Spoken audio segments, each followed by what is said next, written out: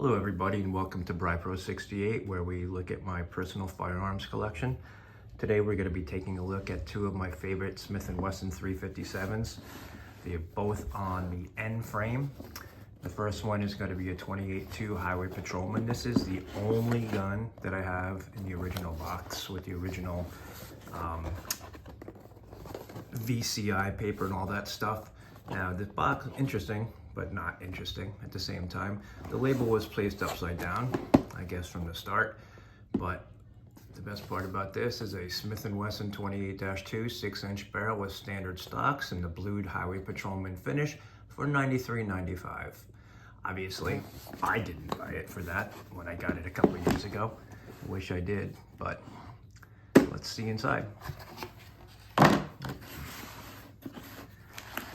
So there's that original VCI paper, whether it has any protective qualities whatsoever anymore is left for discussion. Oh, let me just show you this before we even get into the specifics of the gun, because I know the box does add value.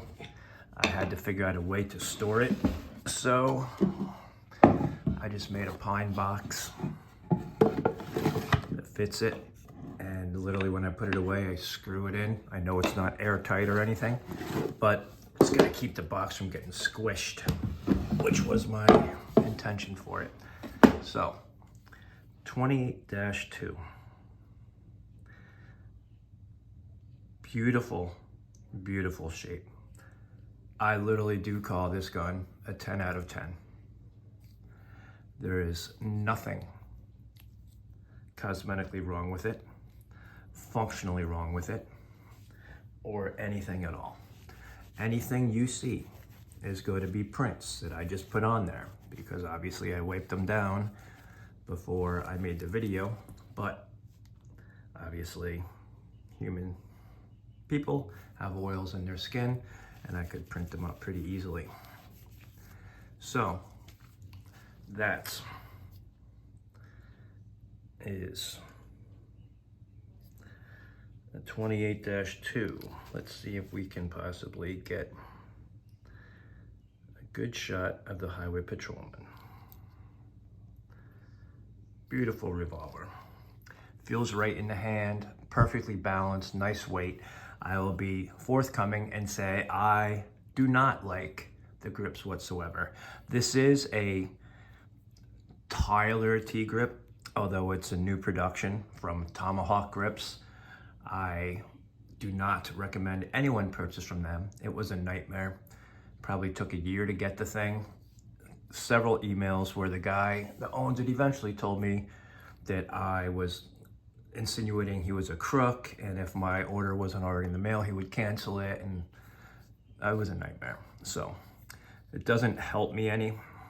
I kind of leave them on just because it's what it shipped with. The original grips, I really have no way to tell if they're original to the gun, but by all indication, they're the right era. But I don't like the way it feels. As a matter of fact, I'm probably taking it out shooting tonight, and I might even just pop on a pair of Packmeyers just to make it more pleasant of an experience. But the other one, new to the channel, you've seen the box before. It's actually my 29 8 3/8 box that my wife was kind enough to refinish because the felt was all destroyed in it. And here we have the original cleaning kit. There was something in there last time I opened it that I don't know where it got to, just a fuzzy,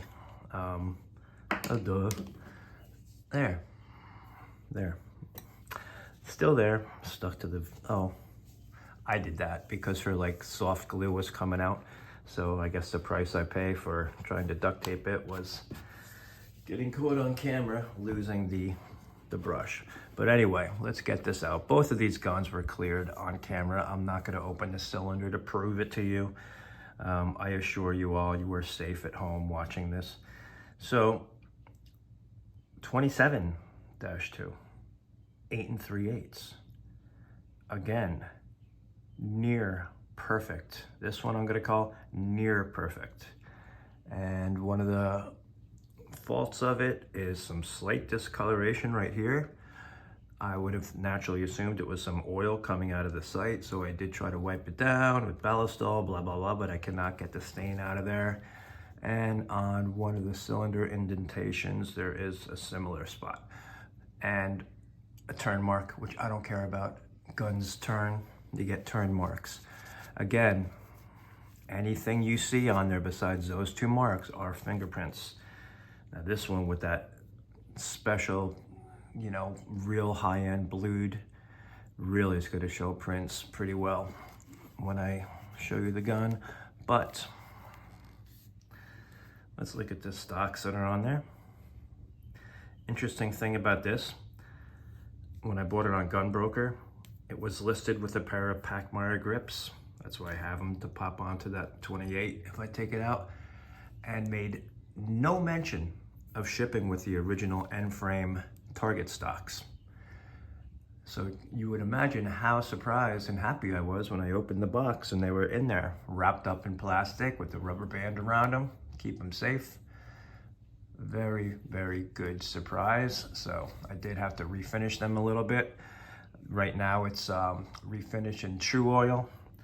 Might give too much of a sheen. I might strip them back down and do it with boiled linseed oil, but we'll see.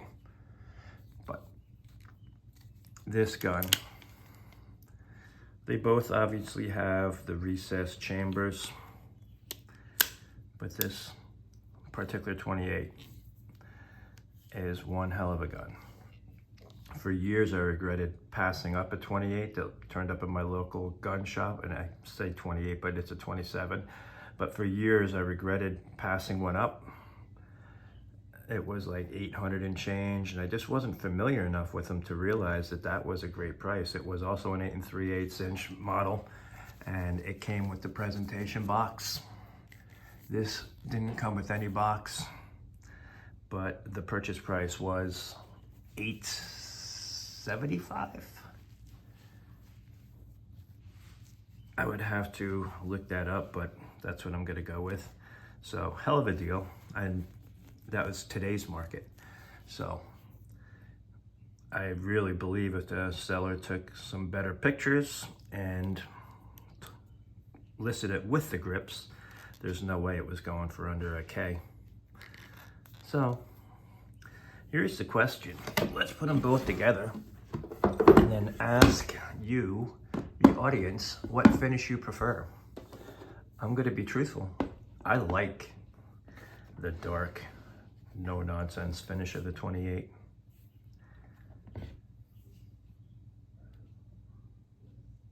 To me, this is all business. But of course, anyone that points an end frame 357 at you means nothing but business. But the 27 is often considered Smith & Wesson's pinnacle.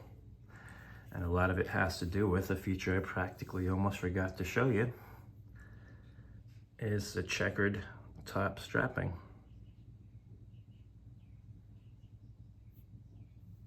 The light in here is getting a little bit interesting.